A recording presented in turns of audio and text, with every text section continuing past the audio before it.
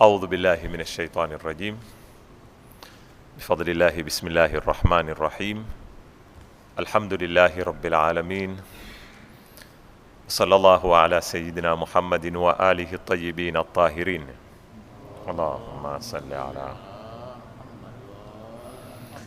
اللهم أدخل على أهل القبور السرور. اللهم أغني كل فقير. اللهم أشبع كل جائع. اللهم اكسو كل عريان. اللهم اقضي دين كل مدين. اللهم فرج عن كل مكروب. اللهم رد كل غريب. اللهم فك كل أسير. اللهم أصلح كل فاسد من أمور المسلمين. اللهم اشفي كل مريض. اللهم سد فقرنا بغناك. اللهم غير سوء حالنا بحسن حالك. اللهم اقضي عنا الدين وأغننا من الفقر إنك على كل شيء قدير. اللهم اشرح بالقرآن صدري واستعمل بالقرآن بدني ونور بالقرآن بصري وأطلق بالقرآن لساني وأعني عليه ما أبقيتني فإنه لا حول ولا قوة إلا بك. يقول الله سبحانه وتعالى: فهل ينظرون إلا الساعة أن تأتيهم بغتة فقد جاء أشراطها فأنى لهم إذا جاءت ذكراهم. صدق الله العلي العظيم. Katika mazungumzo tuliyoyaandayana ambao ni katika nukta ya tatu, baada ya kumaliza nukta ya pili tulikuwa tuzungumza kuhusu mauti na ulimwengu wa barzakh. Tukaingia katika ulimwengu au katika nukta ya tatu unaozungumzia masala ya alama za kiyama, ambao kwa mustalahi wa Qur'ani watumia neno ashratu as-saa. Tukanena kwamba alama hizi ziko sampuli mbili. Kuna alama ambazo zitatokea lakini zitakuwa muda baina ya alama na kujiri kiyama, kutakuwa katikati kuna nafasi ambayo haijulikani nafasi yenyewe ni kiasi gani. Na pia alama hizi zenyewe pia hazifuatani mtirizi mmoja, zapishana zo wenyewe pia alama baada ya alama, lakini yanapoonekana mambo haya, yani maana yake hatuko mbali tena na siku ya kiyama. Kisha kuna alama ambazo zitakuwa zaumana na zaingiliana kiwakati na kusimama kiyama chenyewe. Yani hizi ni bishara, tukirotasihi tuziite bishara, wa ila si bishara. Bishara huwa mambo mema, hizi ni zituko. Sababu tutakapozungumza alama hizi si masala ya kawaida, ni masala ya kuvundika ulimwengu. Jana nilizungumza kwamba asli ya kutumilizwa Mtume Muhammad sallallahu alaihi wa sallam ni alama ya kukurubia kiyama. Masala ya kupasuka mwezi, iqtarabati saa wa inshaqa al-qamar. Masala ya moshi utakao kufinika mbingu ulozungumzwa katika suratu Dukhan, ambayo sura pia imeamkuliwa suratu Dukhan, neno Dukhan likimaanisha ni hii kadhia ya moshi unaozungumzwa katika sura yenyewe. Fartaqib yawma ta'ti as-samaa'u bidukhanin mubin yaghsha an-nasa hadha adhabun alim. Baadhi ya hadithi zimekuja kama nitazisoma sasa hivi. Tukafika kwenye masala ya Yajuja na Majuja, kwamba ni katika alama ya kiyama watarudi tena, kwa sababu Yajuja na Majuja sawa sawa, ikiwa tutafasiri ni watu wawili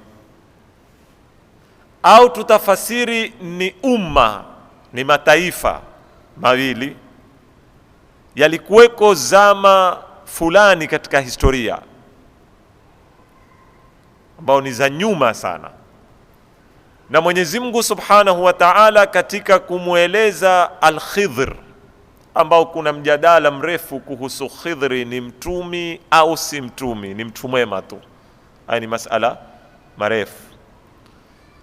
Khidri, astaghfirullah, si Khidri, Dhil Qarnain.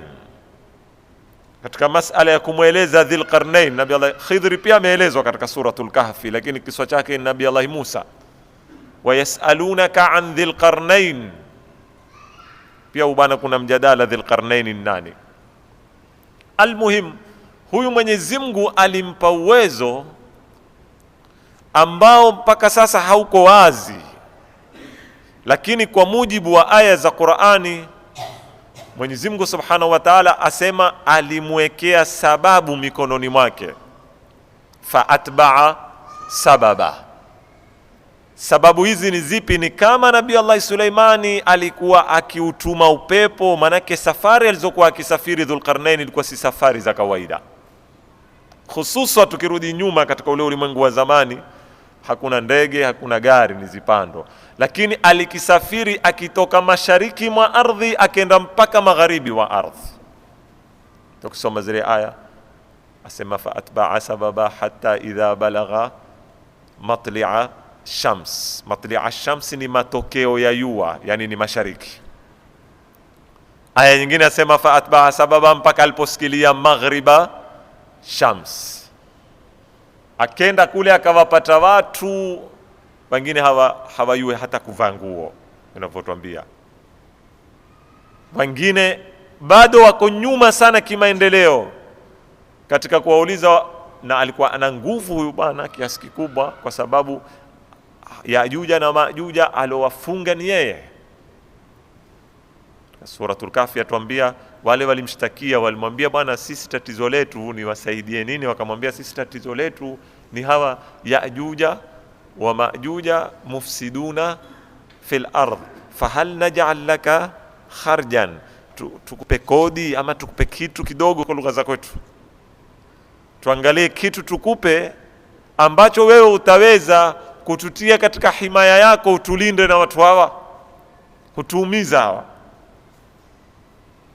Ndio akawaambia atuni zubar alhadidi hatta idha sawa, mpaka mwisho wa aya akawatia katika majabali na akawafungia kama kuwajengea, kamalizika.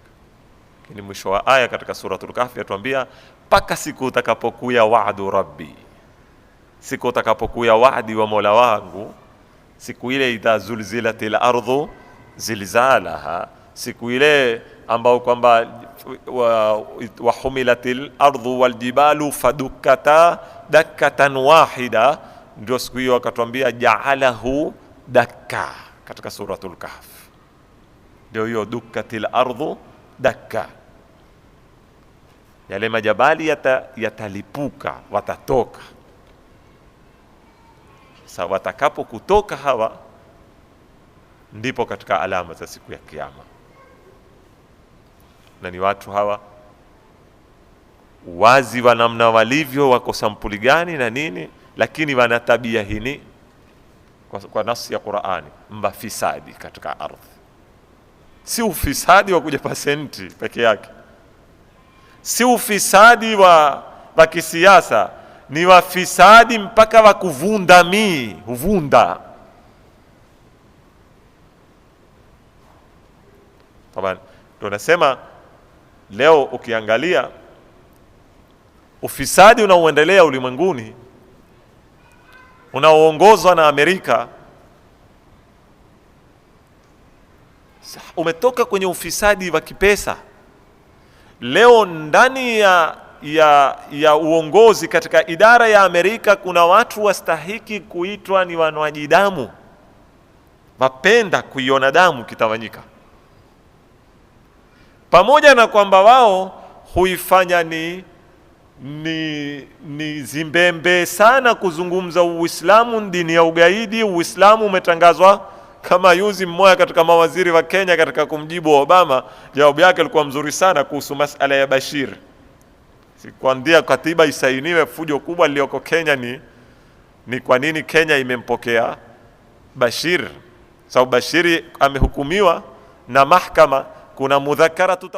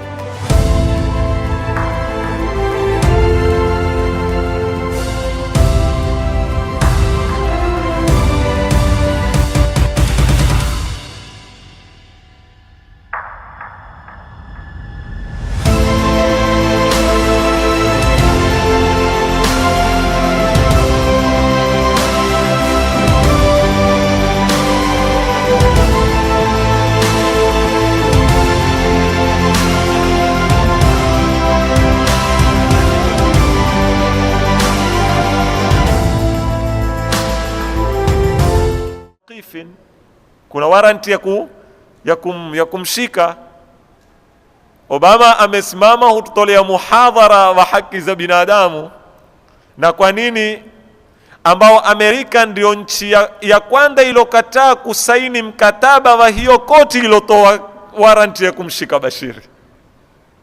Ye haitaki hiyo koti, kwa sababu koti ile kuna siku itampeka na yeye na Bushi na mwingine, kwa sababu sasa hivi damu inaumagika Afghanistan, damu inaumagika Iraki, yamagika kupitia mikono ya Obama. Si Bushi tena. Sasa watu wasahau Bush. Obama aendeleza ufisadi ule ule wa Bush na aongeza majeshi Afghanistan, ule walomtarajia watu atakuja kuleta mabadiliko. Au watu tunasahau sisi, ngoja siku zimeumana tu ndio hukumbuka kutukua marudio, tukasikiza tukaita Kandahar, na watu ufa kila siku ndani ya Afghanistan. Anaitoa komandi ya wale watu kufa mweni Obama. Ile damu aimaga ni yeye pia, na atahamal masulia ya damu ile, ingawa hujaribu kungarishwa picha yake ulimwenguni na wengine kuambiwa Muislamu waswa. Ala kulli hal, sasa mmoja katika mawaziri wa Kenya mjibu vizuri, amwambia wewe Amerika umekataa kamwe kusaini ile, una haki gani wewe ya kuzungumza kunena watu wamshike Bashir? Hata wale walosaini kama Kenya imesaini, wawate wale walosaini wanene maneno haya. Sasa ukiuangalia ule ufisadi unaoendelea leo ni ufisadi wa baadhi ya watu kama wenye sifa za Yajuja na Majuja,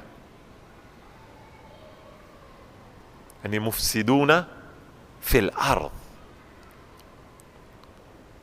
Mungu asitujalie kuyashuhudia mambo yale, lakini kwenye TV tulikiyaona, na kuyaona kwenye TV haisikilia hata 10% ya yale mambo yalivyo kihakika.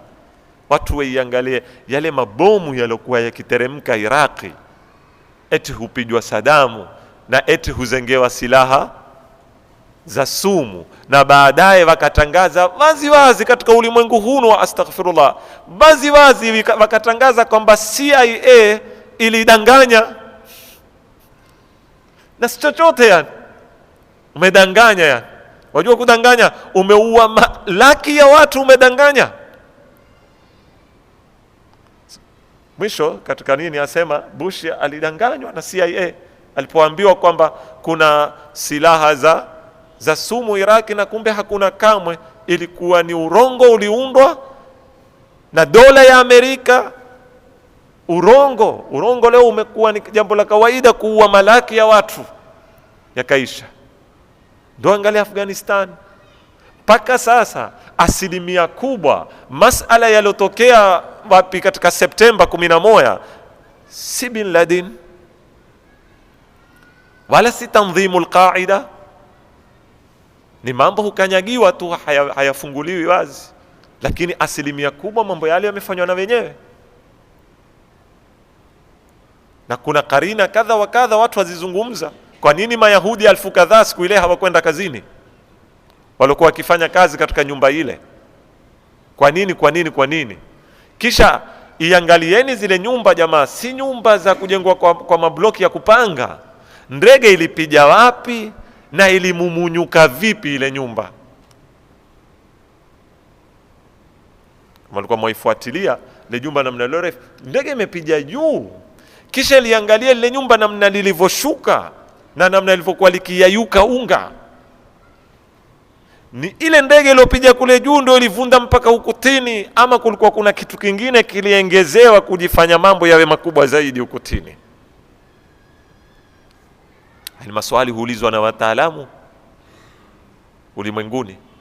Pengine mtu atakwambia lakini wa Amerika waweza kufanya mambo yale, yani mtu aweza kuiua mwenyewe? Bila shaka waweza. Amerika ishapiga bomu ikaua ndege, ikaua wa Amerika kadhaa ndani, kwa sababu kulikuwa kuna mascientist wa Kimasri watoka Amerika wendao Masri, hawataki wafike Masri, wakahtari watoe fidia watu wao waue wale wawili. Mambo mpita katika 80 yafanya tu Amerika yaweza kumuua hata vice president tanani, ile lobby iliyoko pale na CIA ikiona yaweza kutengeza mambo fulani, taua tu watu wake, ikiwa faida itakuwa kubwa itakao kupatikana. Kwa hivyo ni wanywaji damu, watu wanakunwa damu, yani wanao ile. Ni masala marefu, tukiingia katika masala ya masunia inautawali ulimwengu leo, ambao huku kwetu ilikuwa ikiankuliwa wanaoabudu majini. Tukisikia mambo haya mpaka moyo kataika. La, ile ni fikra iko duniani na yajulikana masunia, na wanajulikana watu wote wenye power ulimwenguni wako katika organization hii. Na hii ni organization mambo yake huenda kwa damu. Hawaweza kuwa ndo hao Yajuja wa Majuj, ni katika sampuli hizo za Yajuja wa Majuj, mufsiduna fil ardh. Ndio mambo yanaendelea, na kila siku ni kuchokora ala kulli hali. Kwa hivyo katika alama za siku ya kiyama ni Yajuj wa Majuj.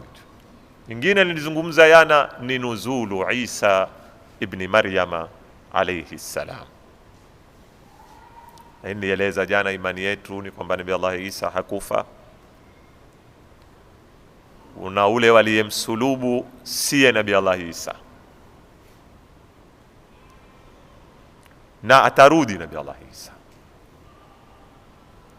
kwa sababu Mwenyezi Mungu Subhanahu wa Ta'ala ana ahdi katika Qur'an. Ahdi hii kama nilivyowazungumzia, kabla ya kumalizika ulimwengu ataka kuwaonesha watu maana ya uadilifu ni nini wanaotafuta, na si uadilifu wa nchi wala wa eneo wala wa sehemu fulani, ni uadilifu wa dunia mzima. Utasimamishwa kama sampuli tu ya muda, ili watu waone uadilifu wa akhira uko kiasi gani. Na uadilifu huu ambao Mwenyezi Mungu ataka kuuonesha kabla ya kusimama kiyama, hatuenda kwenye mahakama ya uadilifu ya kihakika. Ametenga watu, amewaweka akiba watu watakuja kuifanya kazi hii, ikiwa mmoja ni Nabii Allah Isa, ikiwa mmoja ni nani, ni al-Imamu al-Mahdi, hao watakao kuya baada ya mwisho wa wakati, ambao Mwenyezi Mungu atuambia kupitia Qur'ani, asema lazima itakuya hiko siku. Walaqad katabna, na neno kitaba ukirudia katika zitabu za tafsiri, hili neno kataba katika lugha ya Kiarabu na katika tafsiri hutumika kwa maana nyingi. Huya kataba kwa maana ya kuandika, huya kataba kwa maana ya faradha, kufaradhia, kuweka sharia, kama mathalan Mwenyezi Mungu alipotuambia katika saumu, kutiba alaikumus siyamu kama kutiba ala alladhina min, yani furidha alaikumus siyamu, imefaradhiwa juu yenu. Hii ndio maana ya kitaba. Kisha kitaba huya kwa maana ya qadha, kwamba Mwenyezi Mungu ashapitisha katika qadha yake na kadari yake, na ndio hii walaqad katabna tushapitisha, ni qadhaa ya Mwenyezi Mungu, haibadilishwi.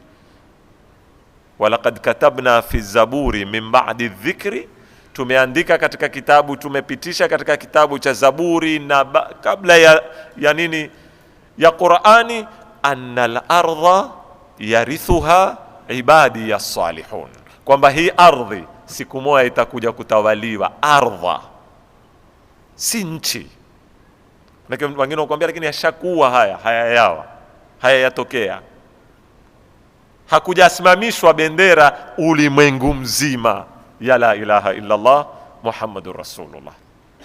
Imekwenda kijiografia tu, maeneo yakapanuka, yakatukua pengine Middle East yote, yakala kidogo na Asia, na upande wa Europe yakaingia yakagusa Spain na wapi, lakini haikufika ardha yote.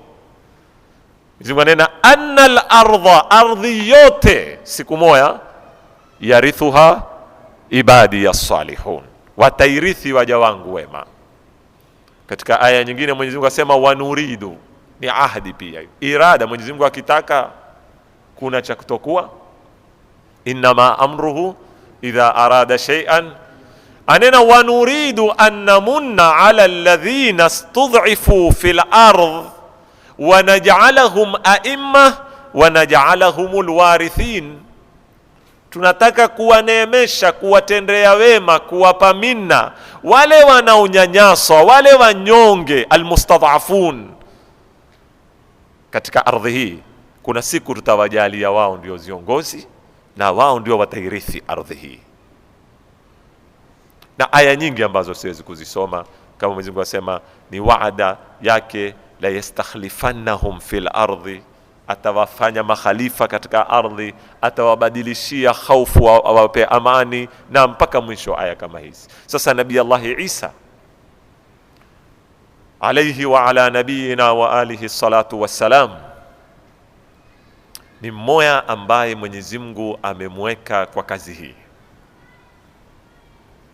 Kwa nini amweke yeye? Kwa nini si mwingine? Kwa nini mpaka awekwe mtu? Kwani watakaokuya si watu? Na maswali mingi ambayo mengine yaweza kuwa yako juu ya uwezo wetu kuyafahamu, na mengine tukikaa tukimakinika twaweza kuyafahamu. Kwa sababu leo tu dini kubwa ulimwenguni ni dini gani mbali na Uislamu? Ni Ukristo. Na kama nilivyonena jana, na Ukristo mbali ya kuwa ni dini, Ukristo umetumika katika kubuni empire nyingi ambazo za hukumu yao, kianzia Rome, empire ya Rome ikaya mpaka kufika katika karne za kati wanazoziita middle century. Kanisa ndio lilikuwa la tawali siasa na kila kitu, lakini kwa baada ya kutokea matata fulani, kukatokea masala ya ufisadi kidogo uliokuweko ndani katika kanisa, kukatokea masala ya maendeleo ya kielimu ambayo hayakuwa yakieta nadharia zinazooana na fikra za kibiblia zimezoandikwa na wao. Wakaja wakaona kwamba Ukristo leo wamalizwa fikra zake kupitia na uvumbuzi wa kitaalamu. Kwa hivyo wakatukua hatua kupambana na sayansi na wanasayansi, wakawafunga walowafunga, wakawaadhibu walowaadhibu kwa kunena ardhi ni dori sijui na kunena ni nini. Wakafungua mahkama wakiziita mahkamatu taftishi al-afkari wal aqaid, mahkama za kuchunguzwa fikra na itikadi. Kionekana itikadi zako ziko kinyume na Biblia, ukipelekwa katika mahkama hizi ukichunguzwa. na wengi wamepata tabu, wengine wameuawa wataalamu kadha. Sasa hapa kidogo ndio kulipatikana mpasuko, na baadaye ndio kutakuwa na Katholiki na nani Protestanti na wengine wale waliotukua mbalimbali, na baadaye hapo ndipo kukapatikana hii fikra inayoitwa Almania, secularism. Hii fikra ambayo iko mbembe kwenye katiba yetu pia ya zamani na ya leo na katiba zote ulimwenguni, kwamba kuepusha kati ya dini na nini na maisha, sababu ya Mungu ni ya Mungu na ya Kaisara ni ya Kaisara. Hizi zote zimekuja zimesababishwa na kanisa, ambao sitaki kutoka kwenye mada, lakini mwanachuoni mmoja wa Misri, yeye ni mtu wa bardiabisi na unazituko katika kuzungumza saa nyingine, asema mfano wetu sisi na Wakristo, fikiri Muhammad Ghazali aitwa Muhammad Ghazali au ni Muhammad Qutbi, asema mfano wetu sisi na Wakristo ni mfano wa mtu alobeba magodoro, nimechoka kunena simu zizini, magodoro ya masponchi, na mwingine amebeba gunia la chumvi, na wataka kuvuka mai, wataka kuvuka mahala kwenye mto. Mtarajie nani akifika upande wa pili atakuwa mwepesi na nani aweza asisikilie upande wa pili? Ule alobeba gunia la chumvi, mujarrad wa kuingia ndani ya mai, kuyavuka yale mai, ile chumvi itakuwa hufanya nini? Huyayuka mpaka akitoka upande wa pili ataiona amekuwa mwepesi. Ule alobeba magodoro, kisahani kiko pale, akidara mai sasa, yale magodoro hayayayuki, bali yatazidi kuwa nini? Mazito na kuongezeka mzigo. Asema ndio mfano wetu sisi na Wakristo tulipotukua haya maendeleo ya magharibi. Muhammad Ghazali ndo azungumza maneno haya, anena Wakristo walipoingia kwenye maendeleo ya magharibi walikuwa wambeba gunia la chumvi. Walipofika kule manake Biblia ilikuwa ikiwakera roho yao. Tumefahamiana, Biblia ile walionayo ilikuwa huwarudisha nyuma, haiwapeki mbele. Sasa wao waliweza kuvua zile cheni ambazo zikiwarudisha nyuma mpaka panda maendeleo wakatembea. Sisi hududumia tukiyapanda yale maendeleo, kwa sababu sisi maendeleo yetu hayako kwenye kuwata tulionayo kupanda kule. Sisi maendeleo yetu yako kwenye Qur'ani yetu. Umma wa Kiislamu haukuendelea kwa kuwa umetewa kutoka magharibi. Qur'ani ilotoka pale Jaziratul Arabia ndio ilozaa kina Ibn Sina, ndio ilozaa kina Ibn Rushdi, ndio ilozaa kina Jabir ambao leo hisabu ya algebra yaitwa kwa jina lake, ndio ilozaa. Hawajaendapo university yoyote hawa ya magharibi. Lakini kutoka twende university za magharibi tumefanya nini mpaka sasa? Tumefanya nini? Twaweza kujivunia na nani? Tumeunda nini? Haya ndo masala anayozungumza Muhammad Ghazali. Nisitoke kwenye mada, kwa sababu enzi zetu ziko kwenye Qur'ani yetu na kwenye nini yetu. Wale walioendelea wamezitukua hizi zetu wakaziendeleza, sisi tukazizika na tukaziona kuwa nyuma kuwa na hizi. Ala kulli hali, sasa Ukristo baada ya kuwa hali hii ukakosa nguvu, ukagawanywa. Sasa baada ya kugawanywa Ukristo, waliweza watawala wa kisiasa kuutunda Ukristo, kuutia mfukoni. Sikilizani vizuri sana hapa. Waliweza sasa, baada ya kuwa Ukristo ndio ulikiwatuma watawala na ulikuwa una power kushinda nini? Utawala wa kisiasa, ukabadilika Ukristo ukatiwa mfukoni. Ndio mmoja katika mwandishi wa Kiafrika ana kitabu cha Kiarabu akiita Ma'satuna fi Afriqiya, yani shida zetu Afrika. Katika mambo mingi amezoandika katika kitabu hiki moja, ameandika ni kwamba Ukristo ulibadilishwa kutoka kuwa ni dini ukafanywa ni briji ya kuwavukisha wakoloni kwenda kutawali watu. Na ndio utakuta mahala popote Mwingereza alipoingia nyuma kukoloni, kulianza kutangulizwa nini? Ukristo, au waliingia pamoja kuwatayarisha watu kukubali ukoloni. Ndio ule mmoja pia akanena, walikuja wakatuambia fungani mato, tukafunga mato, tukifungua tumebakiwa na Biblia katika mikono yetu, ardhi wanazo wao. Haya ni baadhi ya Wakristo wazungumza maneno haya waliotiwa kwenye Ukristo. Wasema walikuja wazungu yani, wakatuambia fanyani nini? Fungani mato, tukafunga mato. Tulipofunga mato, tukifungua tukitahamaki sisi tushishie nini? Biblia, lakini ardhi wanazo nani? Wanazo wao. Nitakapo mimi ni wapi? Nitakapo ni kwamba huwezi kusoma superpower inautawali ulimwengu bila ya kuhusisha kiungo cha Ukristo katika kuutayarisha utawala huu. Na hapa ndipo watu watakawazione zita wakati zinaposimama kati ya Waislamu na kanisa. Popote zilipo, zidhihiri kwa nguo ya mahakama ya kadhi, kwa nguo ya kadhaa ya nini. Si zita za Uislamu na Ukristo, si zita za kidini. Na sitaki kuambiwa mimi leo kutangaza zita za kidini. Hakuna zita baina ya Uislamu na Ukristo, ni zita baina ya Uislamu na ukoloni, mambo ulokuwa ni kawaida yake kulitumia kanisa katika mapambano yake. Hii ni kawaida yake kabisa. Na leo waona kazi zinazofanywa. Ati sensa imetoka utuambia Waislamu wangapi Kenya?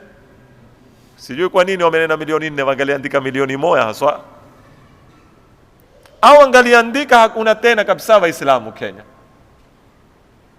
Nyuma ziona hizi ni zitu zimekuwa tu. Ni mapambano. Ni mapambano haya. Ikiwa sisi sensa iliyopita tulikuwa ni 1/3, wakati Kenya iko katika milioni 28 au 30, tukiambiwa ni thuluthi. Leo watu wote huzaa, sisi tumekuwa tasa.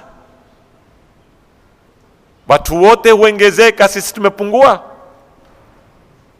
Lakini haya mambo si mambo yenye kunena imepangwa usiku, bali kutoka ilipochelewa sensa kulikuwa kuna habari zikizunguka kwamba namba ya Waislamu yatisha, watafuta namna ya kuimaliza, ya kuizima. Kulikuwa kuna habari mpaka ya 42%, wengine wakisema zaidi, idadi ya Waislamu. Kwa nyuma sema Wasomali wameongezeka Kenya.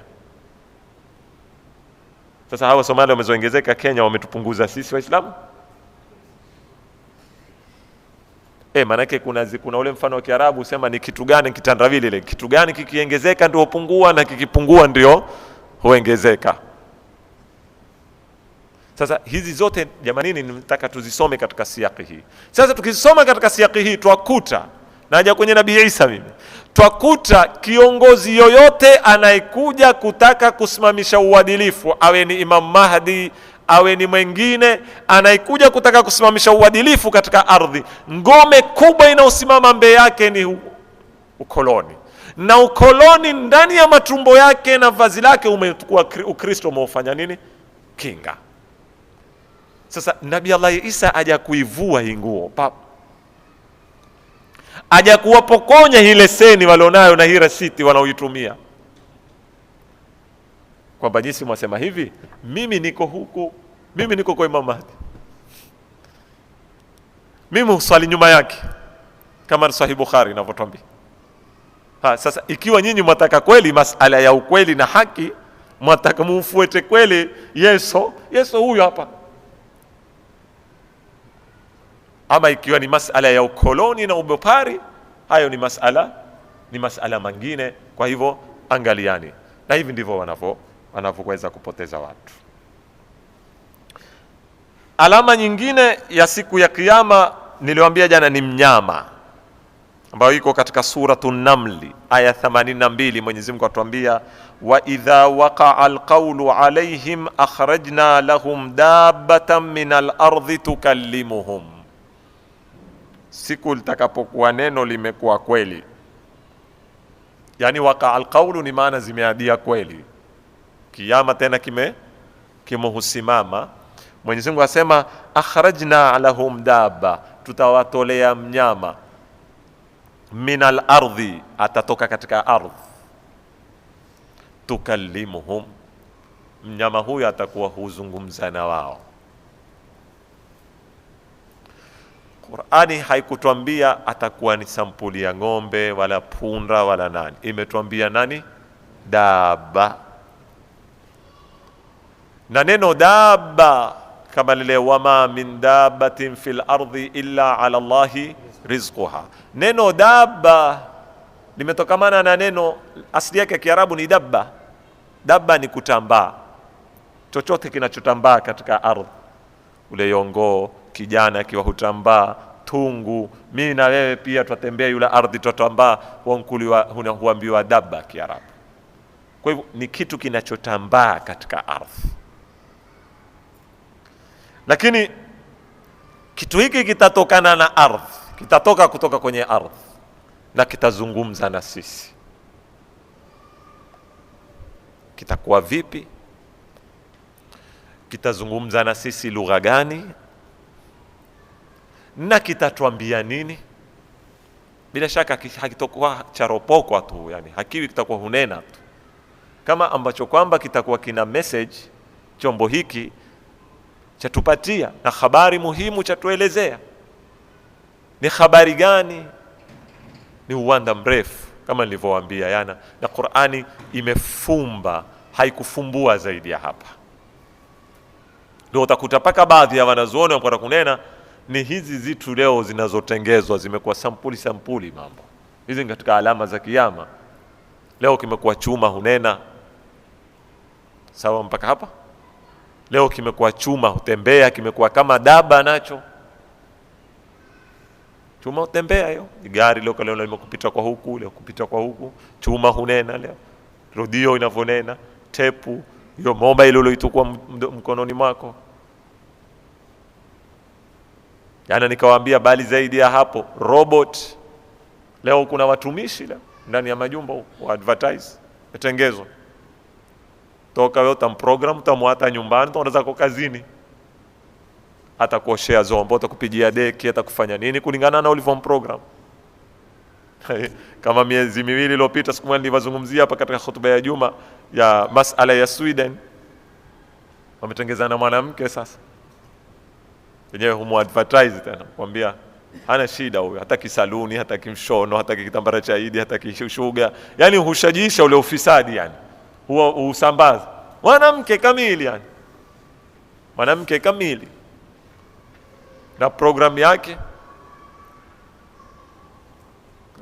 yani huyo hana dhiki za kuoa. Wale wasopenda kuoa au kwambia kuoa huoleka ustadhi, hana dhiki, hali hanui, hendi chooni, haogi, hafanyi chochote weshe, hana wivu, hakuulizi ukitoka wenda wapi, hakuulizi ukirudi watoka wapi, yani hana kero, hana chochote uzani, kiumbe kamili na yua toa sauti na kila kitu ala kulli hali.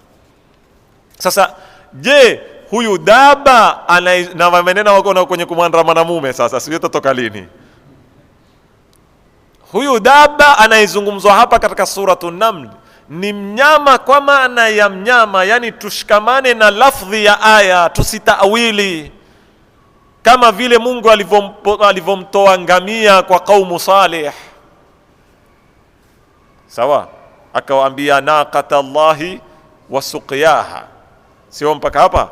Wale walitaka miujiza watolewe ngamia, Mungu akamtoa ngamia kwenye jabali pap, lakini akawakataza kumgusa ule ngamia na kumatia mai anwe, lakini wakaenda wakamtinda, fadhabahuha, sio au faaqaruha fadamdama alaihim rabbuhum bidhanbihim fasawaha wala yakhafu uqbaha.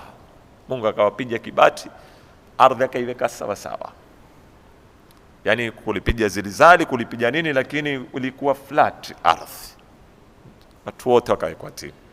Sasa ni ngamia sampuli ile, na ule ni ngamia alitoka kimiujiza ama ni vipi? Haya ni masala yataka kuangaliwa zaidi na utafiti wa hali ya juu mpaka uweze kubuni fikra imezotegemea dalili za kuweza kuthibitisha. Lakini tukibaki na dhahiri ya aya, ni mnyama atatoka huyo, na huyo mnyama atazungumza na watu, na ni moja katika ishara za siku ya Kiyama. Mwisho ni kudhihiri kwa imamu. Kwa katika alama zimezotajwa za Kiyama ni al-Imamu al-Mahdi ajjalallahu ta'ala farajahu sharif. Sawa sawa ikiwa tutaamini kwamba ashazaliwa au atazaliwa, pia itakuwa mwisho wa Kiyama. Kuna baadhi wasema hajazaliwa na atazaliwa, kwa ni fikra ina mijadala mirefu masala ya kuzaliwa, na baadhi ya riwaya zanena kipindi chake chote atakachokuwekwa hapa duniani ni miaka 7, baadhi ya riwaya, na sijui miaka 7 hii itatosha vipi kuzaliwa na kukamilika. Na kama anavyozungumza Sheikh Abdul Hamid Kishki, asema atasoma Jamiatul Madinatil Munawwara, sasa mpaka aende jamia mpaka graduate, sijui kama miaka 7 hii itatosha vipi kumwandaa kwa mambo yote haya. Ala kulli hal, lakini ni itifaki ya wanazuoni, ni itikadi ya Waislamu wote. Ni makosa mtu kuketi kunena kwamba fikra ya Imam Mahdi ni fikra ya dhehebu fulani, si ya dhehebu fulani.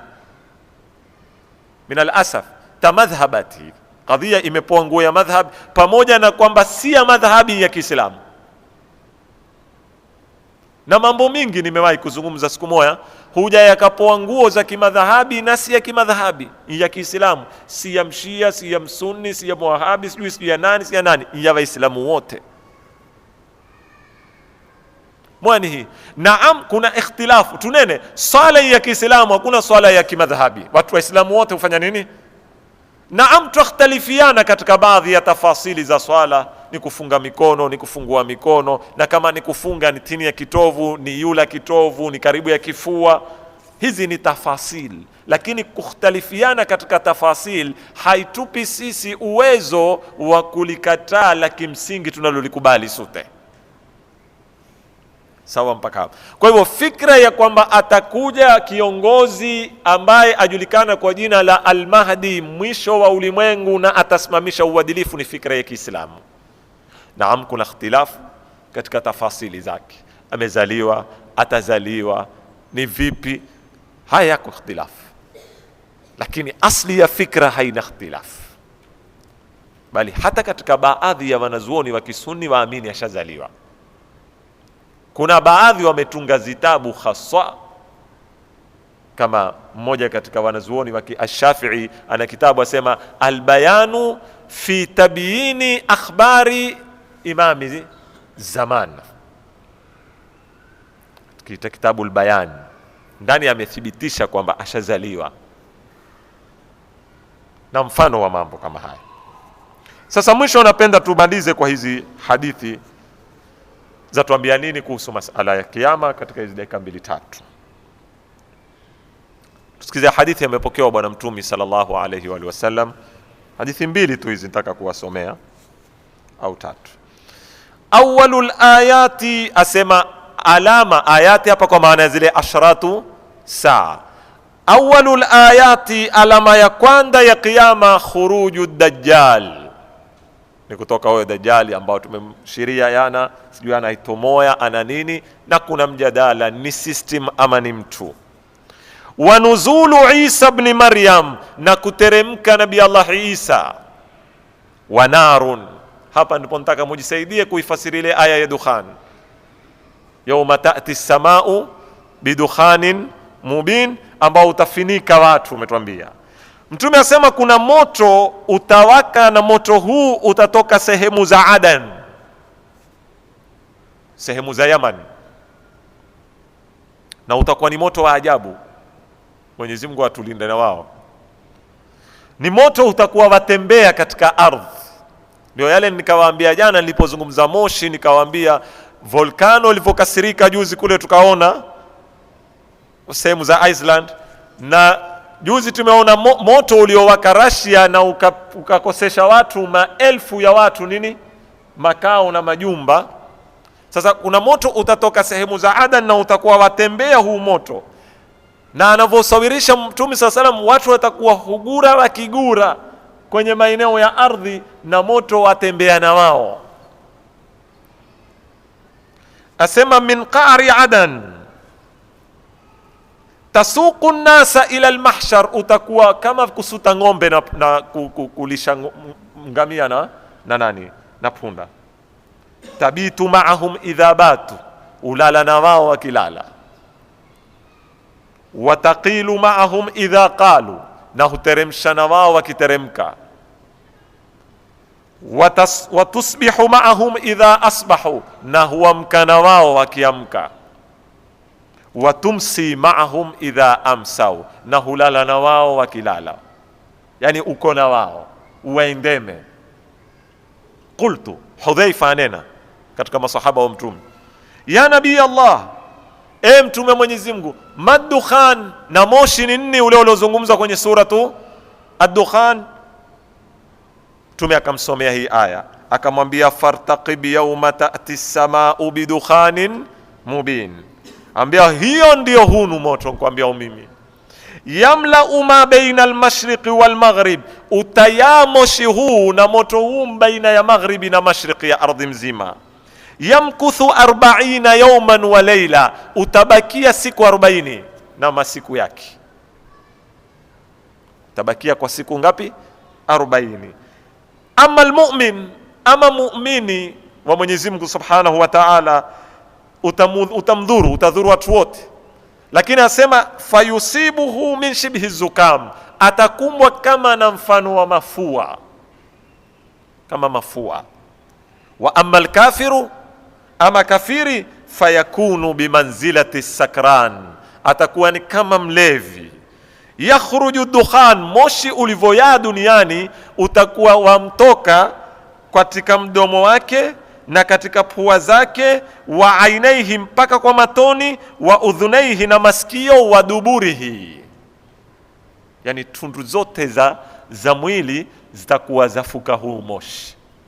Hii ni hadithi amepokewa bwana Mtume sallallahu alaihi wasallam. Nyingine ampokewa Imam Ali akimpokea Mtume sallallahu alaihi wasallam, asema ashratun qabla saa, mambo 10 yatakuwa kabla ya kiyama, la budda minha, hayana budi haya.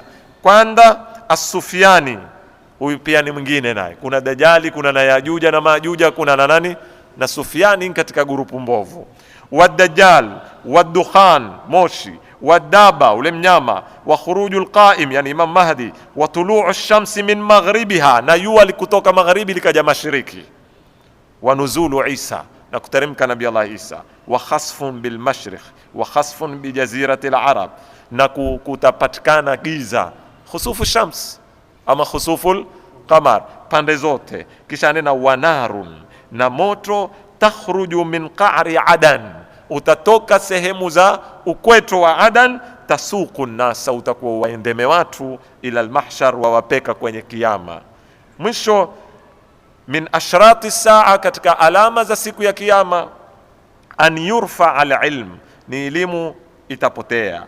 Wa yadhhar aljahl, uwinga utadhihiri kwa nguvu sana. Wa yushrab alkhamr, tembo litanwewa waziwazi. Wa yafshu zina, zina itakuwa open kabisa, iko barabarani waziwazi. Hizi zote ni katika alama zazungumzwa kutueleza kwamba kiyama kimekurubia, na Mwenyezi Mungu Subhanahu wa Ta'ala atatujalia ni katika wale ambao hawatoyaona mazito haya, na tunusuru na zituko hizi, na tujalie min alladhina yastami'una alqawla fayattabi'una ahsana.